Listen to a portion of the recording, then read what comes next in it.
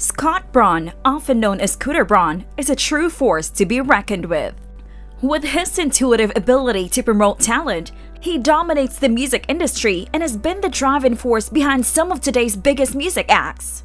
Despite his vast fortune, this 39-year-old is beginning to exhibit indications of slowing down.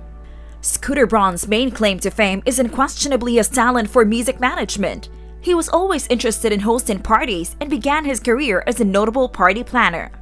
When he happened to draw Jermaine Dupri and Janet Jackson to his events, he took his abilities to the next level.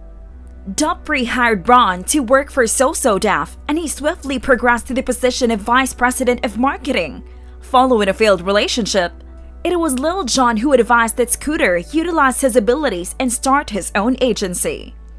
In a startling twist, Money Incorporated reveals that Scooter's next move forever changed the face of music scouting. He happened to come across a song clip by Justin Bieber on YouTube and decided to scout him. This may seem like a standard procedure now, but at the time, putting total trust in talent found online was unheard of. Scooter Braun fostered Justin Bieber's career after paying for Justin and his mother to move to the United States when he was 12 years old. And the rest, as they say, is history. Scooter began acquiring more talents and became renowned as the go-to resources for recognizing, managing, and refining musical potential. He is the man behind many huge names, but he remains quietly in the background as his stars climb to prominence. Scooter has worked with some of the biggest names in music, including Ariana Grande, Kanye West, and Tori Kelly. For those who are unfamiliar with how a talent manager's earnings operate, Money Incorporated claims that Scooter Braun is paid a very lucrative salary for overall management of each artist, and he then gets paid a commission on the gross sum that the artist earns.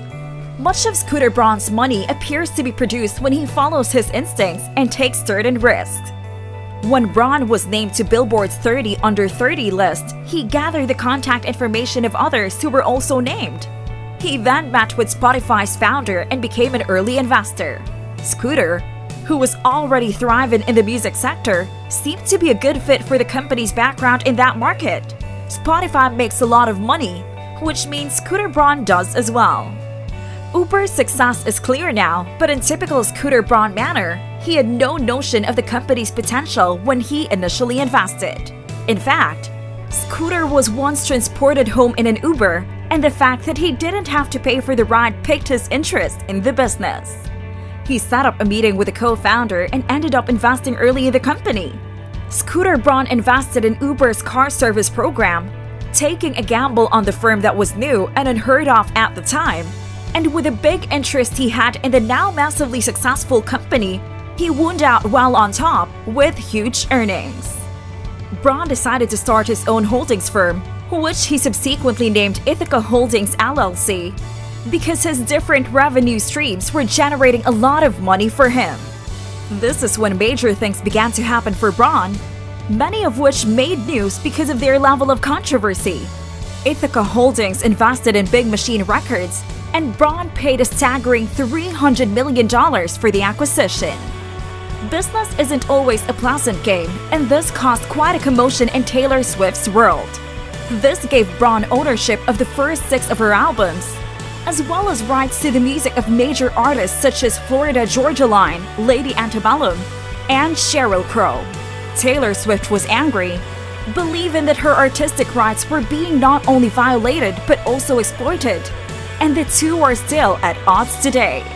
Braun, who has been throwing money around and seen it expand for years, seems to believe the old adage that it takes money to make money.